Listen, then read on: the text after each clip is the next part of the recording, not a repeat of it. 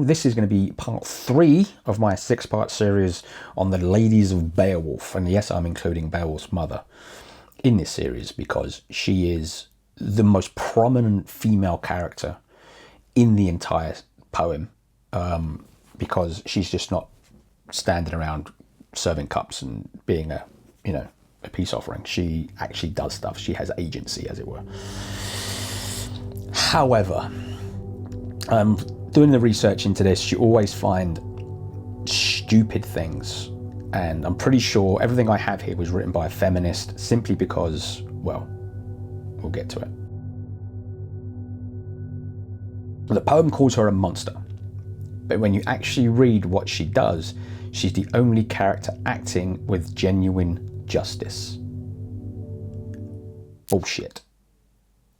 It's nonsense. And we'll get to why it's nonsense from a legal standpoint. Just stay with me and I'll explain everything. Anyway, the basics. An unnamed monster woman living in the underwater lair or the mire, descendant of Cain and Abel fame. Attacked out of jealousy and malice. I'm not really sure why. Oh, sorry. Grendel attacked out of jealousy and malice. He did. Which again will take us to that legal issue we'll discuss later. Grendel's mother attacked out of duty. She's seeking vengeance for the death of her son. In Anglo-Saxon culture, it is socially acceptable motivation. Now, she's seeking vengeance for the death of her son. I think we can all understand that. Maybe not relate to it, but understand it. And it says, in Anglo-Saxon culture, this is socially acceptable motivation. I think that it is a socially acceptable motivation in any culture. If someone kills your child, you're going to want to get revenge, whether that be through legal proceedings or, John Wick. The attack. Now, this is where things start to go wrong for the legal standpoint on this one. She attacks Herod while the warriors sleep. She attacks Asher, Hrothgar's best friend and advisor. She retrieves Grendel's severed arm. She escapes back to the mire.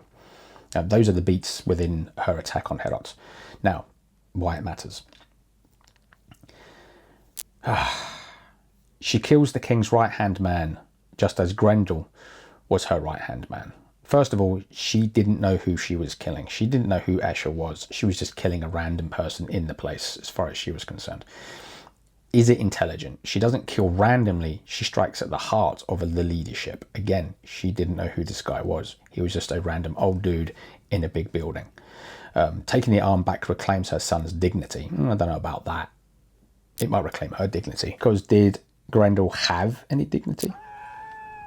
And again, we'll get to that. The legal argument, blood feud. The rules of the Wergild. Now, this is where things start to fall apart for Grendel's mother being legally obligated to get revenge. And if someone kills your kin, you have 2 legal options. Demand payment, Wergild man price, or kill the other killer, blood vengeance. Now this would normally be, well, let's just get into it. Beowulf killed Grendel but paid no money. Therefore, Grendel's mother has the legal right to take, it says here, a life. That's the wrong part already. She is not breaking the law. She is enforcing the blood code. She is not doing any of that. The irony, the monster follows the rules better than the humans. Again, whoever wrote this is trying to justify Grendel's mother killing people. And this is the part where we start explaining why this is all nonsense. The Wergild. In Old Norse heroic code, does killing a mass murderer warrant a Wergild? Now, Grendel is a mass murderer. On day 1 of his attack, he attacked out of jealousy, simply because he didn't like the music being played. There are discussions on why he attacks because of that particular piece of music. It is what it is. He killed 30 people on that first night, and then he terrorized that building for the next 12 years. Based on Old Norse and Based on Old Norse and Anglo-Saxon heroic codes, the answer is generally no. but it depends on the specific legal status of the murderer. Now, the outlaw, or the skuggamore. In Germanic law, if a person committed a heinous crime, like murder, and refused to pay a Wergild or stand trial, they could be declared an outlaw. Now, Grendel killed 30 people and continued killing as the years went on. He didn't offer a payment. He didn't stand trial. And no matter when someone tried to kill him, their swords can't penetrate his body, and so they couldn't hurt him. So, an outlaw is often referred to as a wolf's head. They lose all legal protection. They cease to be a member of society. That's what he's assuming that Grendel was ever actually part of their society, which he wasn't. Because they were legally dead to society, killing an outlaw requires no Wergild. You could kill them on site without penalty. In the context of Grendel, the poem explicitly states that Grendel refuses to negotiate, refuses to stop killing, and refuses to pay Wergild to the men he ate. Lines 154 to 158. By doing this, he effectively made himself an outlaw. Therefore, under Danish law, Beowulf owes nothing for killing him. The Courtenay Act rule. Even if someone wasn't declared an outlaw, killing a murderer while they are committing the crime, self-defense or defense of the hall, usually did not incur a Wergild debt. Beowulf killed Grendel during an attack on Heorot. Legally, this is justified. Why does Grendel's mother feel justified? She feels justified because someone killed her son. It's not a legal standpoint, it's an emotional one that I think we can all understand. So going after this from a legal standpoint is idiotic because it can be shot down so easily. This is the central tension of the poem. There is a clash between legal status and family duty. Danish law, Grendel is a monster, an enemy of God. And a criminal who refuses to pay for his crimes. He is an outlaw. No Wergild is owed. Justice has been served. Grendel's mother, the legal status of outlaw, is a human invention. To her, Grendel is simply her son. In the primal code of blood vengeance, if you kill my kin, I kill you. As she does not recognize the court's judgment that stripped Grendel of his rights. I understand that, but at the end of the day,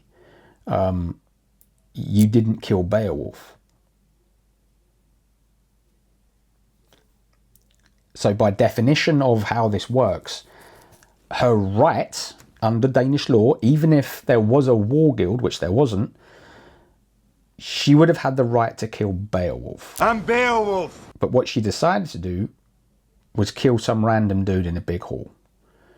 By definition, she had a right to kill Beowulf, not Escher. Frankly, she killed a random guy out of anger. We can all understand emotional outbursts of violence. Most killings are murders of passion, right? We know this. So that's what that falls under to me. Crime of passion, more than anything else. There's no legal standpoint for it. There's no legal precedent for it. And in a court of law, you would go to jail for murder. It's that simple. Does killing a mass murderer warrant a Wergild? Legally, no. If there is no outlaw killed in the act, their life has no price. Maybe this is why Beowulf let Honsho die before he took Grendel, because he literally just stands there and watches Grendel eat one of his mates before he does anything. Maybe he wanted to sit there and wait for that to happen so he had an excuse to circumvent the whole idea of Wergild, just to make sure. But that is also a theme from the Bear's Suntail folklore kind of thing. It's a motif, as it were. Socially and familiar. Yes, the murderer's family may not care about the law. They only care about their kin is dead. Now, if this if this write-up was all about her getting revenge because someone killed her son, I'd completely go with it. Yeah. If someone killed my son, I'd fucking go after him as well. The tragedy. Beowulf is legally right. He owes nothing. But Grendel's mother is emotionally and... that's her son. So she's right in that way. She's right to avenge her son. The two systems cannot coexist.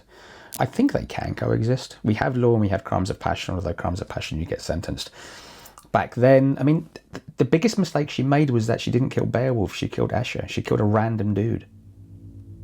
That was her problem. That was the mistake she made. Yeah. Again, it's just the women of Beowulf, man. It's just tragic. It's just, everything's tragic. Anyway, part 4 will be out on Friday, and we'll be talking about Hild, who is Higelac's wife, and we'll get some contrast between her and Mortheo. So the YouTube algorithm thinks you'll like either one of these 2 videos. Don't forget to subscribe if you're not subscribed, like the video if you like the video, and I'll see you in the next one.